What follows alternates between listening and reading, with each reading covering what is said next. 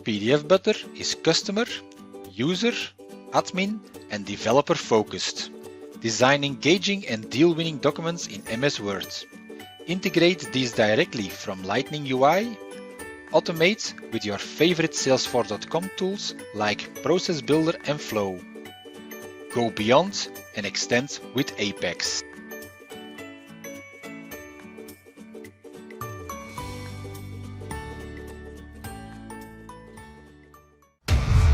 We were just a bunch of nerdy kids who ignored the haters.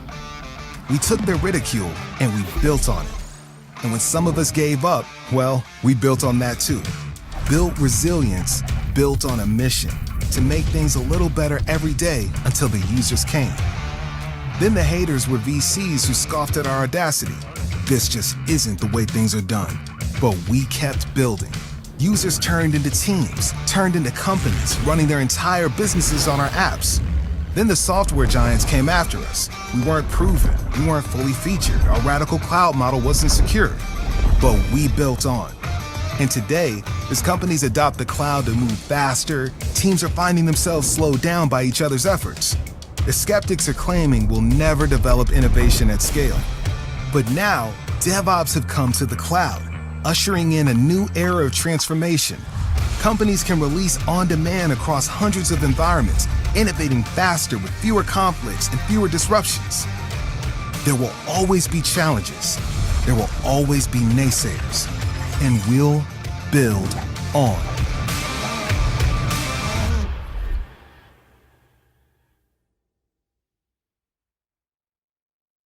Welcome everyone to Virtual Dreaming. I know it's been a long event. Lots of sessions, lot of content to consume. I'll keep it very light. And today we are going to talk about the consulting mindset. There's no technical content to grasp here.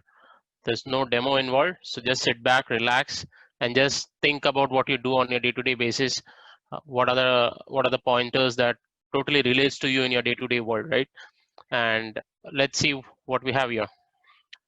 So myself, Rupesh Bhatia, I am a Salesforce MVP. You can reach out to me on my Twitter handle and on my LinkedIn channel. And yeah, I work for one of the global consulting leaders in the industry. And it's my experience throughout the years from 2010 till now into the Salesforce ecosystem, which I'm going to share a glimpse of it, what the consulting is all about. So whenever we really get started with Salesforce as a career option, right?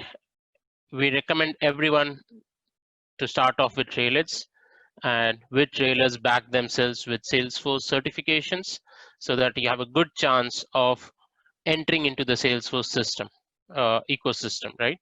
Any newbie, any fresher, any student, any non-Salesforce developer whom we want to get into the Salesforce ecosystem, this is our beginning strategy to get them into the Salesforce system.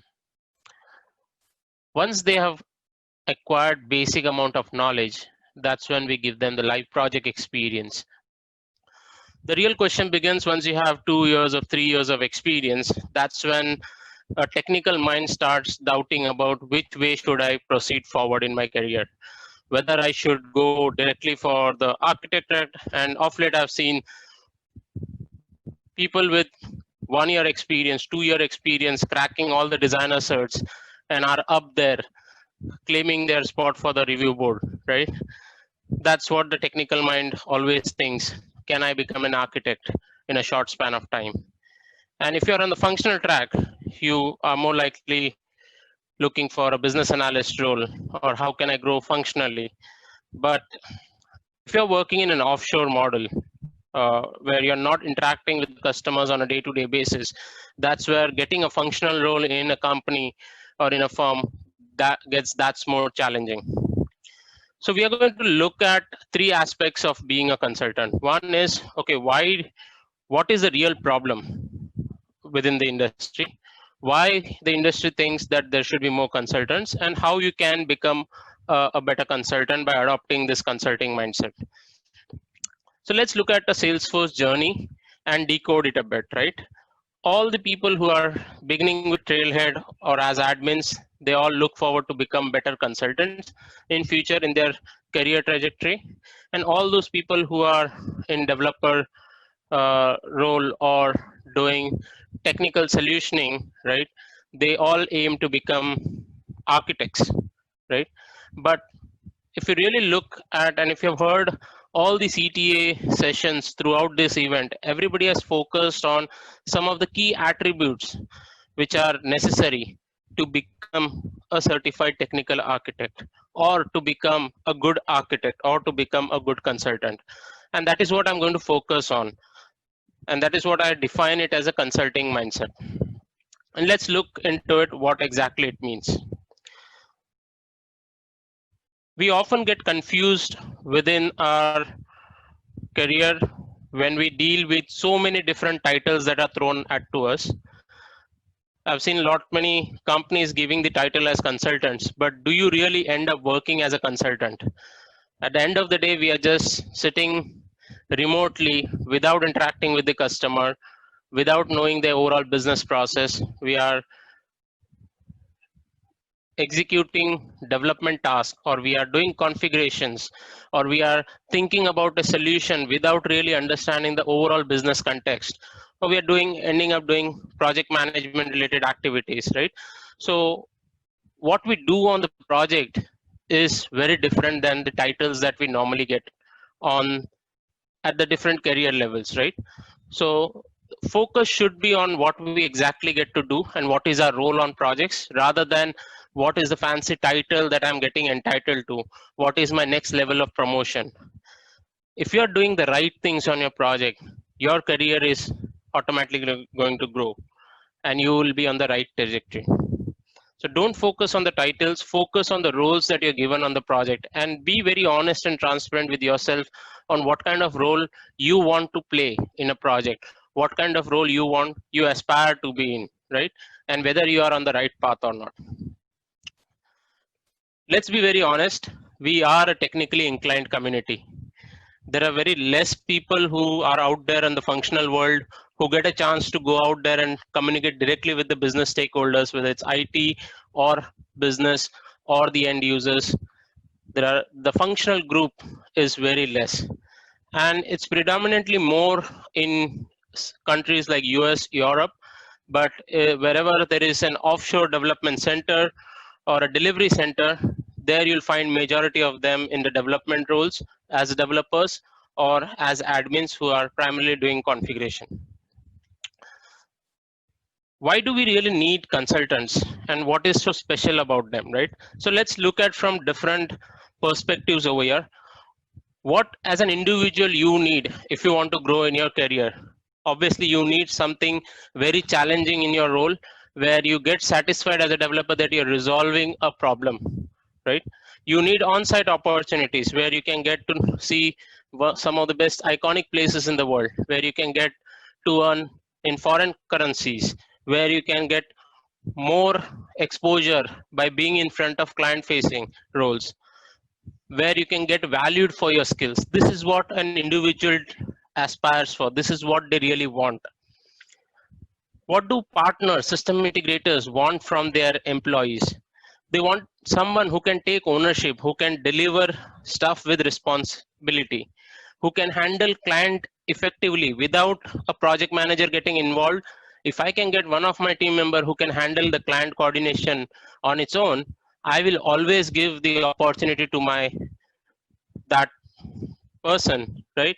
So that the person can step up and take additional responsibility, deliver with confidence, who knows how to communicate with different stakeholders on a client call, who has the technical expertise, who can be a problem solver, who is also a team player, and who can travel whenever I need, right?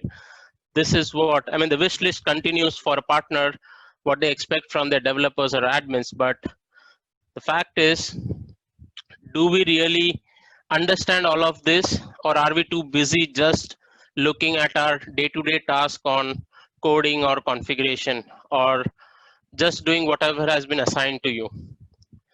Let's look at what from customer standpoint, what do they really want?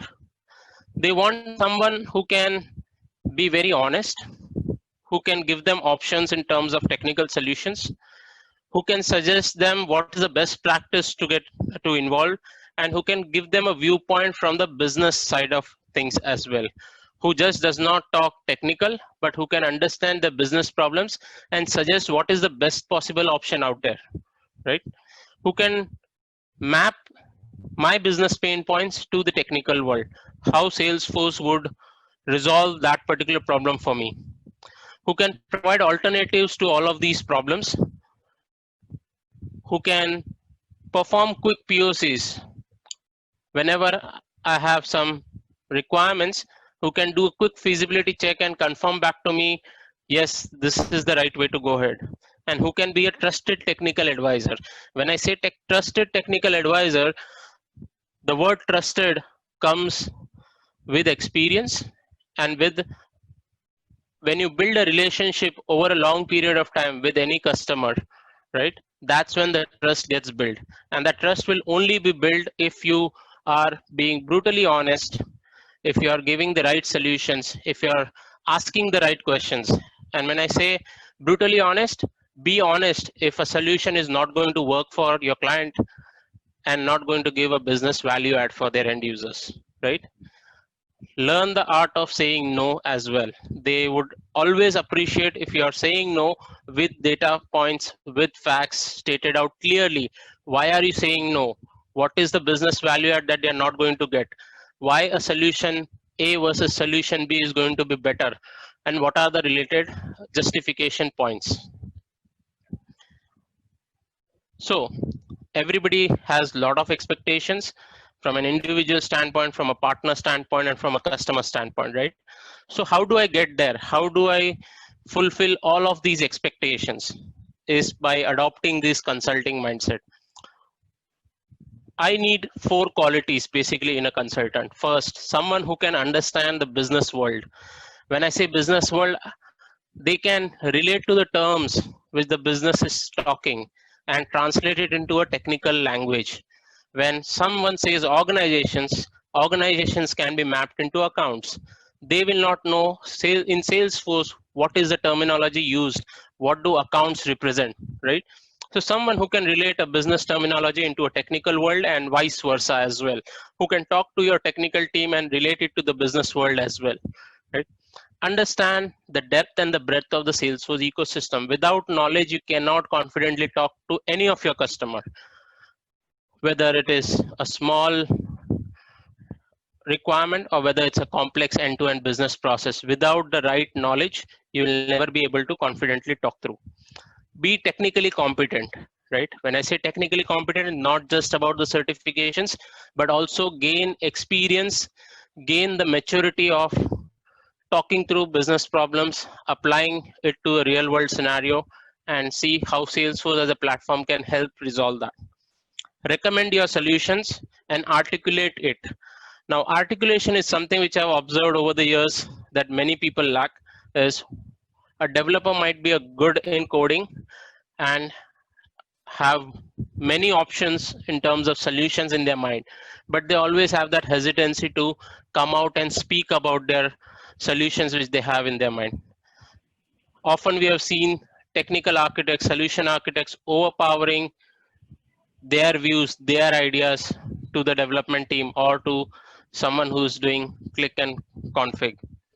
So a good consultant will always put their thoughts in front of any stakeholder, whether it's internal team members, whether it is across teams, whether it is to your client stakeholders. Now let's look at most of us as developers don't really get a chance to work with the client directly on a day-to-day basis, especially if you're working in a delivery center with countries like India or in the APAC region where you don't really get a chance to interact with customers on a day-to-day basis. Let's look at the life cycle of a person who is near to the customer or who is working at the client location. First and foremost, the skill that they require is communicate with the business stakeholders or the IT stakeholders. Every day they have to go into the client office and face those stakeholders, right? So anything which the delivery center delivers in terms of code or in terms of project, It has to be of top quality. Anything which goes wrong on the project, these consultants are the front face of your company in front of that client. They need to work on workshops. They need to work on POCs and demo it out to these stakeholders. They also need to at times be on the fly, bring up solutions to requirements that they hear in these discussions, in these workshops. Client might come up with any kind of requirement on the fly, right? When you're discussing a solution, okay, what if, can we do it in this manner, right? So they have to be technically competent as well. They cannot say that I don't know this, because you're representing your company in front of these clients. You need to be a smart consultant. You need to be a good communicator to buy in time if you don't know about certain technical areas, and if you think you need to go back and check with your team. They also need to manage the workload or the delivery of the offshore team as well, or the people who are working in the delivery centers. They need to conduct UAT sessions and conduct train the trainer sessions as well. So if you really look at the entire the breadth of the things that they are doing, they're doing a lot over there. But there is common myths involved when we talk about people who are working with the clients, that they are doing nothing, because developers or admins always think they are doing the best job in the world. Consultants are just paying fat salaries, taking fat salaries, going around the globe, visiting nice locations and earning foreign currencies, right? Those are the typical myths that they have in a developer's mindset. What you should do if you ever got a chance to work with a client closely, you should always document the end-to-end process and the business objectives. Why this, what does this process meet to? What are the end goals or the objectives of the business? Why these requirements of this process was there in first place? Now, why do we need this documentation? Because remember, when you were doing development, you didn't got all of this information. So tomorrow when you are in that consultant role, ensure that you are feeding in the right information, or you're documenting the right information for your development team, so that you can make their lives easier. Articulate the solution well, or the requirement well, to your offshore team. Support and mentor them. It's very hard to deliver stuff when you're not facing the customer and you're working remotely. Give them the glimpse of what the customer is thinking. There are very small nuggets of information that we get when we are in discussions with the customer, which is normally not passed on to your remote delivery centers. So always look for those opportunities where you can be transparent, ensure more information is passed on, so that you can work together as a team. From an onshore and an offshore perspective, you can deliver the project for the client as a one team. Advocate for best practices always, and always keep on learning and keep sharing. Let's look from a perspective of an offshore person who is busy doing development, who is busy configuring stuff. Their day-to-day activities include coding, developing test classes, performing unit tests, deploying it to higher environment, or pushing the code to Git, and performing documentation. Where the fact of the matter is, everybody hates documentation, including developers, right? But at least they will do bare minimum commenting on their code as best practices to begin with, right? But as you grow in your careers, everybody would expect you to do more of documentation, so that you can pass on the information to the other team members within the team. Now, if you go to on-site, right? Or if you have to get into that role of onshore, if you want to step up, right, into a consultant role, this is what you need to do. You need to understand business objectives. What are you developing? Whether a trigger or a process builder is going to solve what kind of business problem. It's not just about delivering the highest quality of the code, but it is about understanding what business problem are you solving. And in your unit testing, you have to cover that end-to-end process. Otherwise, it might work, the piece of code might work for you alone, but when you test from an end-to-end perspective, it might break some of the functionalities. So understand from a holistic standpoint and bring that. And when I'm talking, all of these things are not going to come to you on one day, right? It will come with experience, But how do you build that experience? You build that experience by adopting these changes in your day-to-day work and working on it every single day. Over a period of time, 6 months, 1 year down the line, you will find yourself a different professional. And these are the small things which will help you to grow bigger in your career growth. Always think from a business standpoint as well, not just from a technical standpoint, and advocate for the best practices in whichever area you're working on. So wrapping the session over here, in a nutshell, to me, when I'm in a customer facing role, what are the key attributes or what are the 3 key things that I'm looking for in the consulting world? 1, ability to listen, art of listening. When I got an opportunity for the first time to be in a customer facing role, and when I was given the chance to conduct these requirement gathering workshops, the first day I went in and I said, okay, this is how Salesforce works.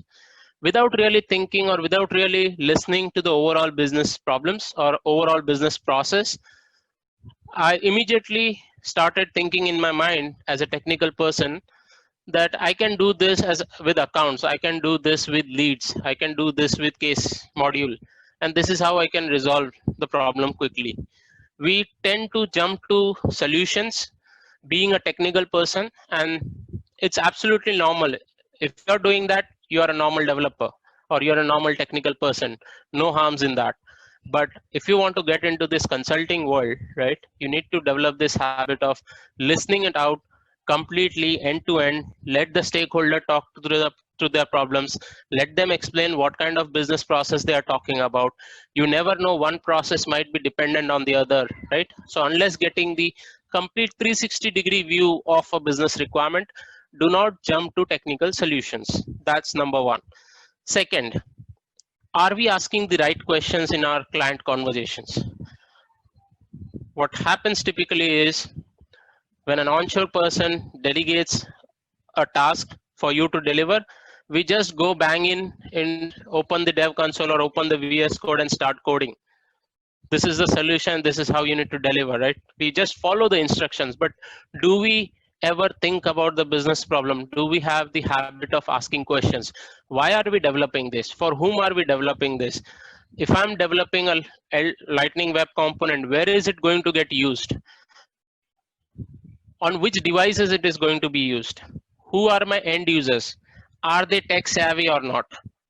Do I need to think about specially abled end users or not, who cannot visually see the screen, but they will use specific devices to navigate through the UI, right? All of these are considerations when you build out something from a UI standpoint. I'm just giving an example around UI, but you can think about on all technical areas which you are developing.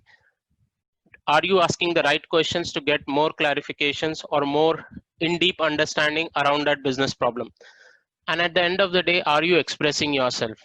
If you're not expressing yourself and if you're just following what others are telling you to do, you are never going to grow. And when I say never going to grow, you might have aspirations that I want to go to a certain level in my career growth, and there are not a lot of opportunities out there. This is exactly the reason why there are no opportunities given. Consider yourself in a manager role or a leadership position, right? If there are 100 people working for you in a team, or let's say 10 people, right? Out of those 10 people, whom will you pick up and give the opportunity to? Someone who's technically competent, someone who can communicate better than the rest of the team, someone who can ask the right questions, right? So think from a leadership standpoint, be a leader in yourself, right? And start analyzing things from that perspective. This will give you answers for yourself on how you can step up and grow in your careers. And in my entire session, I've not spoken about titles. I don't believe in titles. Focus on the role that you're going to play on the project, how you can improvise your day-to-day work to the next level. If you are achieving that every 6 months, if you're growing to the next level in terms of what you do on the project, you are growing. And money will follow, designations will follow, and you will grow as a professional. So to wrap it up, It's a mindset for me, and that's why I would label this entire session as consulting mindset. If I'm having the knowledge, if I'm having the right thought process of applying that knowledge to complex business problems, and if I have the ability to solve them by communicating the right solutions to my client, by understanding what my team is going through, by understanding what my end users are going through, I am there as a consultant. With that mindset, even if I'm called as a developer by title, or as an admin by title, or as an architect by title, all I'm doing is applying that mindset on my day-to-day role every day. With that, I'll just quote Albert Einstein. If I'm given an hour to solve a problem, I'll spend 55 minutes in understanding the problem, and then in last 5 minutes, it will be easier for me to resolve that problem, right? Again, relating to the technical mind over here, a technical mind will first listen for 5 minutes and then jump into solutions. We'll try out solution A versus solution B versus solution C, and then finally arrive at solution D, which works for the end user, right? But a consulting mind will always focus on the business problem and then work around the solution. In my D2C sessions, I get this question a lot, which asks for how do I build this mindset, right? And it will come with experience. It is not going to come on day one. So focus on gaining experience each project at a time, right? And when I say experience, what is experience to me? Experience to me is what I have learned on my last project, or what am I learning on my current project. Are you doing a self-talk or a self-analysis after every 6 months, or after every 3 months, or after every year, that what have I really learned from my past project, or whatever I'm learning on my current project? If you're not doing that self-talk, if you're not doing that analysis, you should start doing it now, because that is what really the experience is. Experience is not number of projects that I've delivered in the past. Experience is whatever I've learned from those projects over the years. That is what I'm really talking here all about, right? That is what experience is. So learn as much as possible. Don't be afraid of failures. Failures teaches you the most amount of things, right? So learn from every mistake you do, learn from the good things of people who are doing the right things around you, and that is what will comprise your entire experience within the Salesforce world. And with that, if you have any feedback on this session, you can DM me on Twitter handle, or you can write to me on my Gmail account, which is developer2consultant@gmail.com. I thank you, everyone.